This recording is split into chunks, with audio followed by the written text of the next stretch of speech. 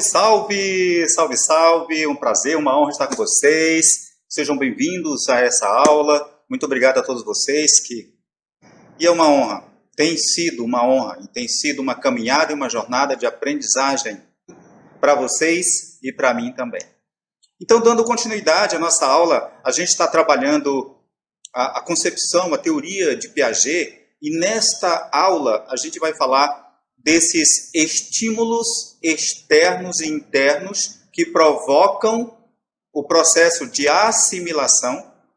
E se a assimilação é porque houve o desequilíbrio emocional, psíquico, cognitivo, e aí a assimilação, acomodação, equilibração, desenvolvimento, aprendizagem. Essas são as etapas em Piaget. Outros teóricos talvez pensam de maneira diferente, mas o nosso foco aqui está sendo trabalhar em Piaget. E na próxima aula a gente vai falar essa fundamentação da compreensão de uma educação integral, de uma educação holística em Piaget e Vygotsky. Claro que também estamos passando aí por Paulo Freire, estamos passando aí por Vallon, quando trabalhamos as questões emocionais, beleza? Então vamos dar continuidade a esses, entendendo ou fazendo uma reflexão mais verticalizada, mais aprofundada a esses estímulos internos e externos, ou externos que provocam estímulos internos, que vão provocar o desequilíbrio e assimilação e todo o processo que Piaget teoriza. Continuando então, a gente tem aqui os estímulos ambientais. E a gente está falando de ambiente físico. Vamos falar de ambiente físico. É a casa onde a pessoa mora, é o ambiente, o bairro onde ele mora, a chácara onde ele mora, a comunidade onde ele mora. Este ambiente é também um ambiente semântico. Ele é também um ambiente de significados para essa criança, para esse jovem e para o adulto. E a nossa reflexão, ela está voltada principalmente para jovens e adultos, mas também vale para a educação infantil, os anos iniciais, e para a educação no ensino fundamental, nos anos finais. Então, o estímulo ambiental. Que tipo de ambiente essa criança, ou esse jovem, ou esse adulto está inserido? E quando a gente está falando disso, a gente está falando de dois aspectos. Um ambiente que funciona como forças positivas de oportunidades, oportunidade de desenvolvimento, oportunidade de crescimento, oportunidade de motivação, oportunidade que funcionam como degraus para essa criança, para esse jovem crescer, ou o outro lado. Um ambiente que funciona como fraquezas e ameaças. Toda fraqueza e toda ameaça em um ambiente, ele fere a dignidade humana. Fere o direito à aprendizagem. Fere os direitos básicos da criança, que é o direito que ele tem de desenvolver, de crescer em um ambiente positivo, em um ambiente acolhedor, um ambiente de oportunidades. Então, esse ambiente pode ser agradável ou pode ser um ambiente desagradável, pode ser um ambiente insalubre, um ambiente sujo, um ambiente doente. E quando eu falo de ambiente doente, eu estou falando de um ambiente doente emocionalmente. Esse ambiente ele pode ser um ambiente organizado. Um ambiente onde todas as coisas estão nos seus devidos lugares. Um ambiente limpo. A organização do ambiente ajuda a criança a estruturar o seu pensamento sistematicamente, de maneira sistematizada, de maneira ordenada. Ou, se esse ambiente funciona como fraqueza e ameaças, esse ambiente é um ambiente desorganizado. É um ambiente sujo. Um ambiente que as coisas não estão nos seus devidos lugares. E a criança cresce percebendo que a desorganização é normal. Esse ambiente ele pode ser um ambiente estimulante, um ambiente rico, um ambiente alegre, quando ele funciona como um ambiente de forças, como forças e oportunidades para essa criança desenvolver as suas habilidades, as suas competências, a sua cognição da forma mais organizada e perfeita possível. Ou esse ambiente pode ser um ambiente baixo astral, um ambiente triste, um ambiente pobre, um ambiente que não tem estímulo nenhum. Esse ambiente pode ser um ambiente acolhedor. Essa parte é ótima. Esse ambiente pode ser acolhedor.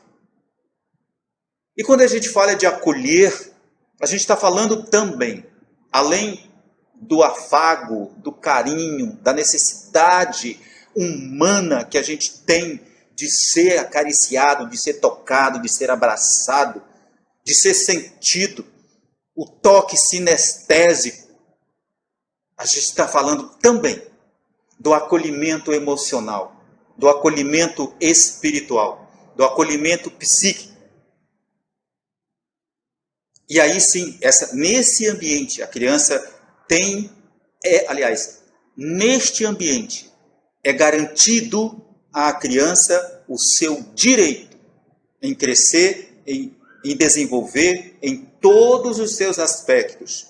Porque nós estamos falando, segundo a Unesco, estamos falando de uma educação holística, estamos falando de uma educação integral, uma educação que leva em consideração os aspectos físicos, os aspectos emocionais, os aspectos intelectuais e cognitivos, que leva em consideração os aspectos espirituais. A inteligência espiritual é a inteligência essencial no ser humano. É a inteligência central, em torno da qual circulam todas as outras inteligências. E aqui eu estou citando Howard Gardner, com as inteligências múltiplas.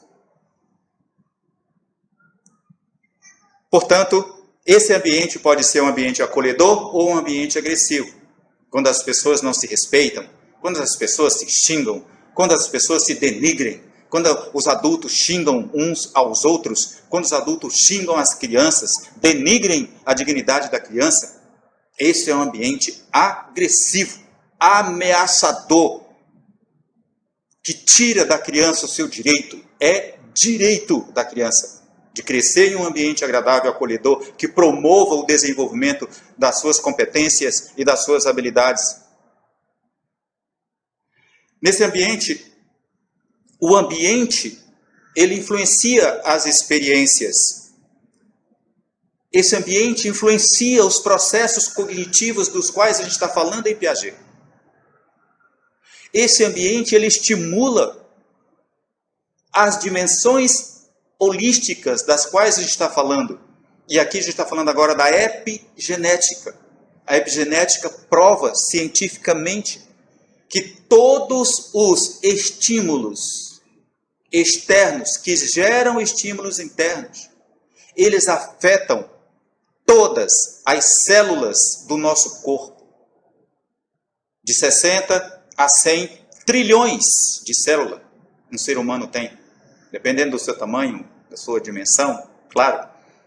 E cada célula do nosso corpo é estimulada, estímulo físico, estímulo emocional que ela sente e que afeta todo o corpo da pessoa.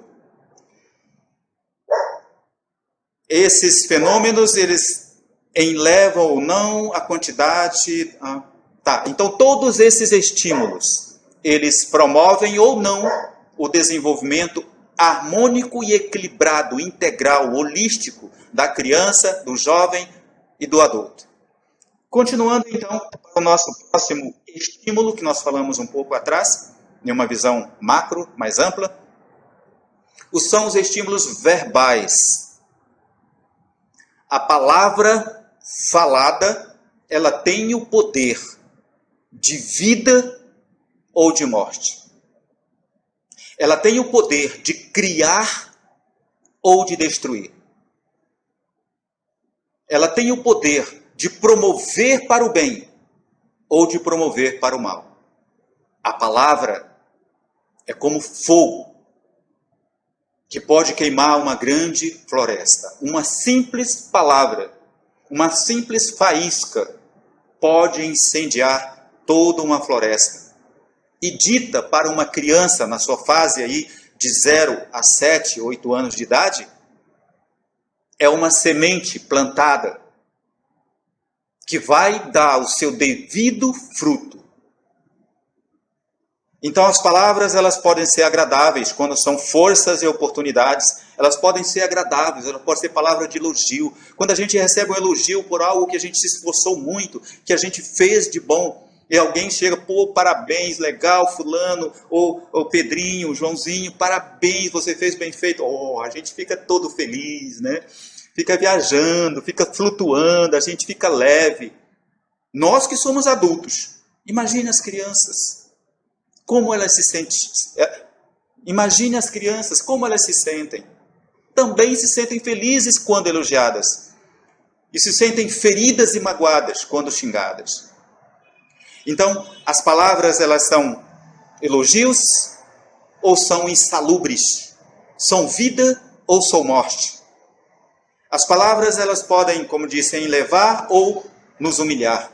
Quando nós xingamos alguém, quando nós falamos mal de alguém, quando a gente xinga os nossos parceiros, seja da família, nossos parentes, os nossos amigos, os nossos filhos, as nossas crianças, os nossos alunos, quando nós xingamos uma criança, nós estamos usando as nossas palavras como fraquezas, como ameaça, como armas para a destruição emocional e psíquica desta criança.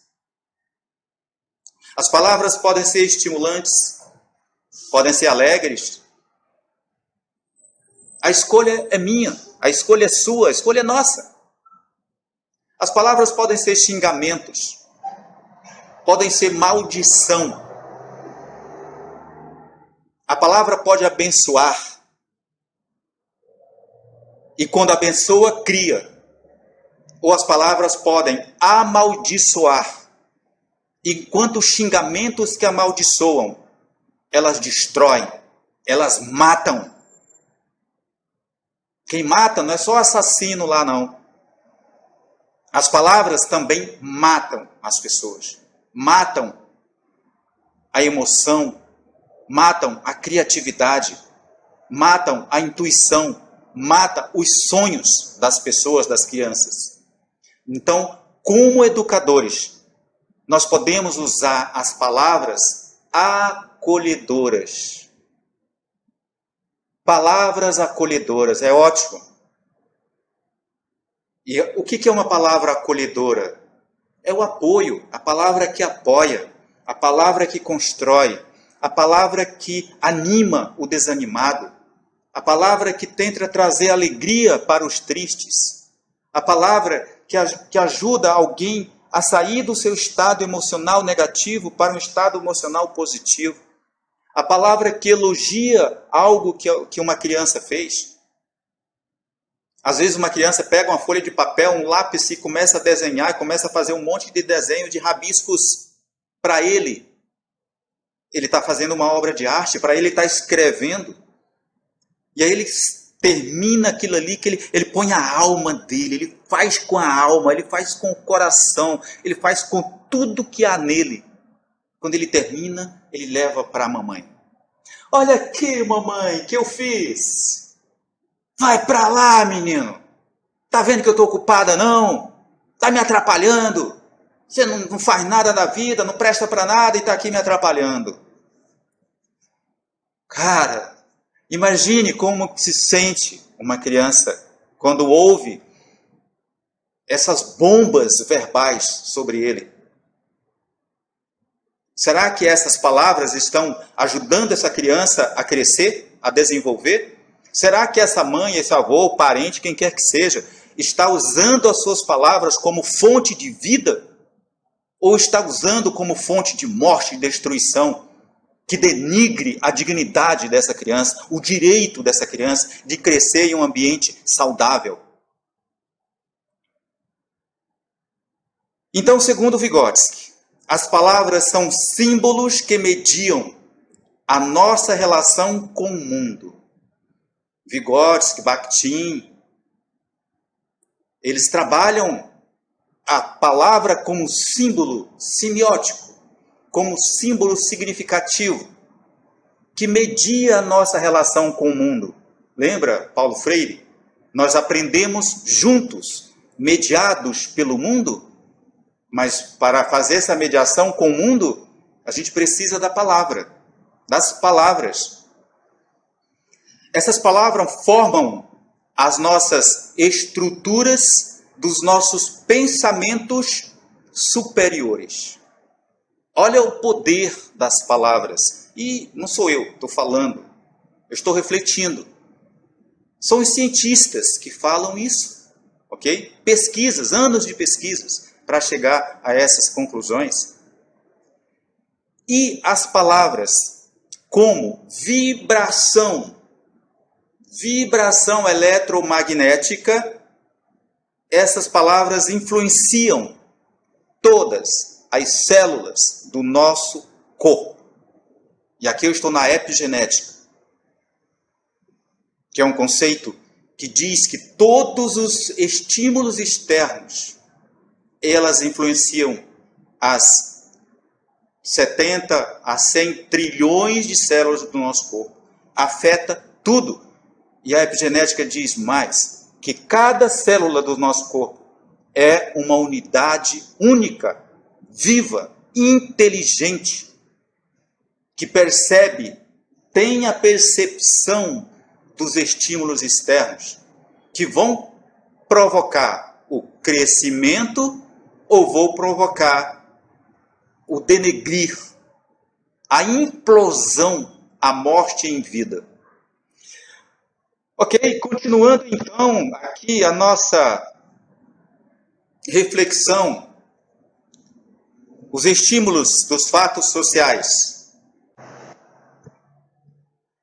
Continuando aqui os estímulos dos fatos sociais, e eu uso mais uma vez aqui, eu busco a fonte mais antiga, mais milenar que a gente pode ter, que é a palavra, né? A palavra de Deus, ou a palavra de Yahweh, ou a Bíblia, que está lá em Provérbios 28, lá em Provérbios 22, 28, está escrito: não remova os marcos antigos. Essa é uma lei. Os princípios que foram deixados pelo Criador. A recomendação é: não remova esses marcos. Não remova esses princípios. Siga esses princípios.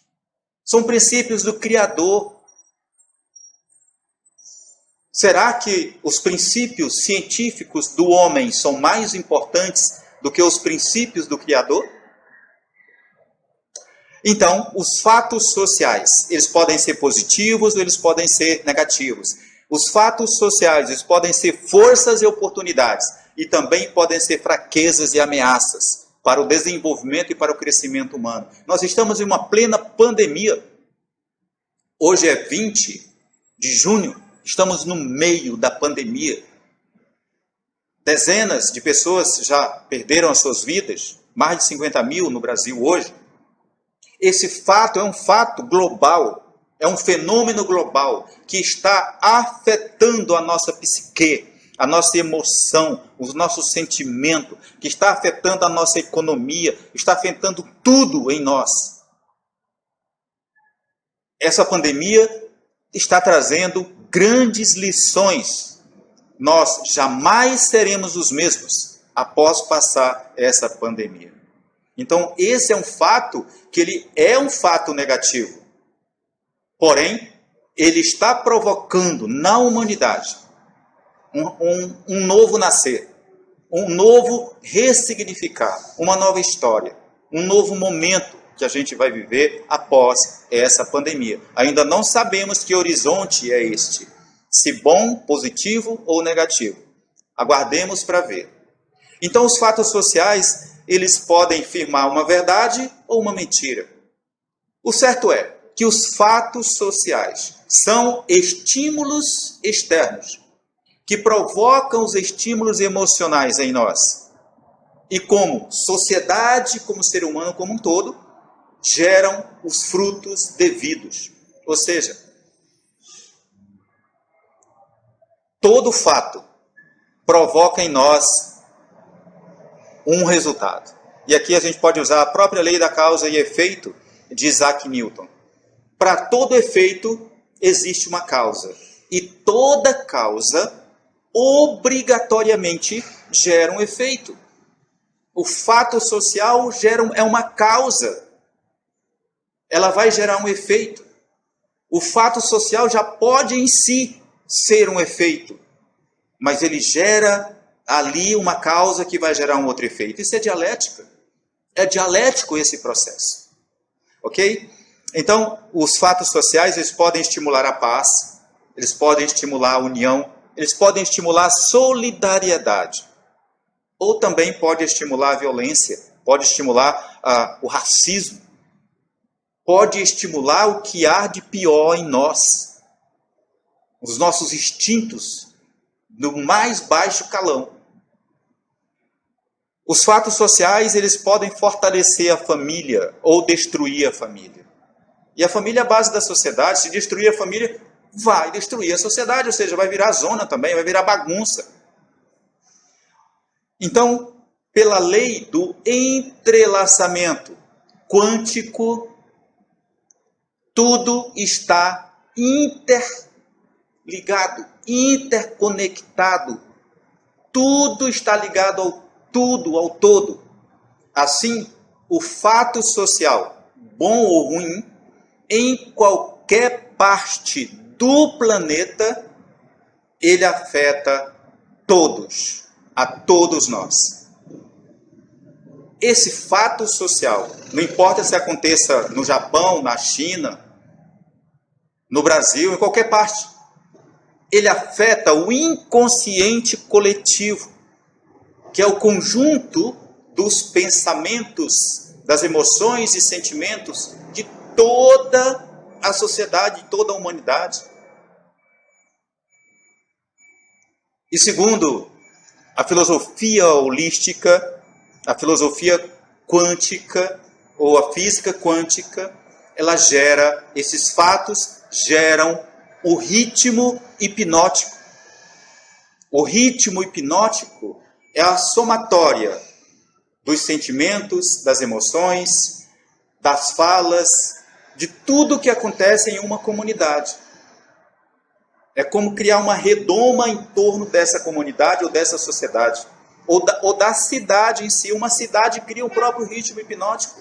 A sociedade brasileira cria o próprio ritmo hipnótico. E nesse momento nós estamos dentro de um ritmo hipnótico global, onde implantaram em nós o medo, usaram a pedagogia do medo e criaram um ritmo hipnótico onde no inconsciente coletivo está impresso o medo de todos do planeta. Então os fatos sociais afetam o nosso corpo, a nossa psique, a nossa emoção, os nossos sentimentos e que provocam o nosso desenvolvimento, o nosso crescimento ou o nosso denegrir, o nosso não crescimento. Dando continuidade, então, a gente tem aqui, já fechando esse momento dessa aula, a gente tem o estímulo do contexto familiar. E aqui, na família, é um ambiente poderosíssimo, principalmente no desenvolvimento da criança. Criança aí de 0 a 12 anos, mas principalmente até 7 anos de idade. Então, esse ambiente ele pode ser um ambiente de forças e oportunidades, ou pode ser um ambiente de fraquezas e ameaças. Ele pode ser um ambiente agradável, um ambiente acolhedor, um ambiente de elogios, um ambiente de apoio, um ambiente de afago, de abraço. Um ambiente ordenado, um ambiente limpo, um ambiente agradável, um ambiente salubre. Ou pode ser um ambiente insalubre, pode ser um ambiente humilhante, quando há xingamentos, quando há desrespeito à dignidade humana. Esse ambiente familiar ele pode ser estimulante, ele pode ser alegre, mas também ele pode ser um ambiente de xingamentos, de bombas verbais, de espadas verbais. Pode ser um ambiente de maldições verbais. E nesse sentido, esse ambiente é um ambiente mortífero. E não um ambiente para a vida, para o desenvolvimento. É um ambiente que denigre e agride a dignidade humana da criança no seu direito de crescer em um ambiente agradável, que ajude a desenvolver as suas habilidades, as suas competências no mais alto nível, no mais alto padrão, para o qual ele nasceu. Então, esse ambiente familiar, mais uma vez, ele pode ser acolhedor. O abraço, o carinho, né? A correção, claro, tem que corrigir, tem que ter ali a correção, mas tem que ter o carinho também, tem que ter o acolhimento também, o elogio, o apoio emocional. Beleza?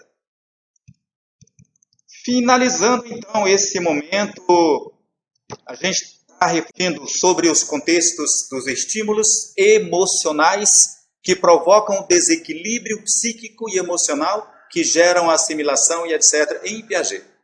Então, dessa forma, por tudo que a gente discutiu desses estímulos, e existem outros, é claro, não estou aqui falando da pura verdade acabada, não, mas eu estou refletindo possibilidades de estímulos que provocam o desenvolvimento positivo ou de algo negativo na criança, no jovem e no adulto.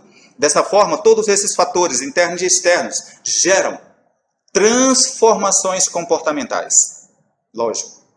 Porque eles provocam, qualquer que seja o estímulo, ele provoca o desequilíbrio cognitivo, desequilíbrio emocional, desequilíbrio psíquico, e aí vai provocar obrigatoriamente, enquanto esses desequilíbrios aqui agora são causas, são sementes, elas vão provocar então agora assimilação, entrou no processo, provocou o desequilíbrio, aconteceu o fenômeno, não tem saída. Vai provocar agora assimilação, vai provocar adaptações, vai provocar acomodações, e vão provocar equilibrações, vão provocar aprendizagem, vão provocar o desenvolvimento, vão provocar o nível de consciência dessa criança, vão provocar o nível de consciência desse jovem, desse adulto. Tudo isso, em síntese, provoca desenvolvimento, provoca o comportamento e as atitudes das pessoas. Atitudes boas ou ruins. E segundo Albert Einstein, toda mente, quando entra em contato com uma nova ideia, jamais volta a ser a mesma. E usando a epigenética, todo o corpo humano, todas as células do corpo humano, toda a emoção humana, todo o sentimento, toda a espiritualidade humana, quando provocada por um estímulo, por uma ideia, palavras, ela jamais voltará a ser a mesma, vai provocar efeitos de acordo com a causa inicial, positiva, oportunidades, forças criativas ou forças destrutivas, denigridora da dignidade, da grandeza humana. Fechando essa aula, nós temos aqui, então, que eu gosto muito, sabe, assim, quando eu falo da lei da causa e efeito, não tem como a gente deixar de lado, a gente usou Albert Einstein, e ele disse que toda mente em contato com uma grande ideia jamais volta a ser a mesma, e aqui tem a grande lei espiritual, a lei da inteligência infinita, a lei da inteligência espiritual, é a lei do retorno, é a lei da colheita. Disse-nos o grande mestre, ou deixou dito o grande mestre, tudo que os homens plantarem, é isto que também colherão. O que nós estamos plantando? Nós, como educadores, como pais, como avós, como sociedade, como os meios de comunicação, o que nós estamos plantando no inconsciente coletivo? O que nós estamos plantando para formar o ritmo hipnótico? O que nós estamos plantando nas nossas palavras, na mente, na alma, no coração das crianças? Porque tudo que nós plantarmos, nós vamos colher como comportamento final, como fruto final do modelo de ser humano e de sociedade que nós queremos. Que possamos, como educadores, educar para a paz, educar para a luz, educar para o bem maior da sociedade. Foi uma honra. Um abraço para vocês. Muito obrigado.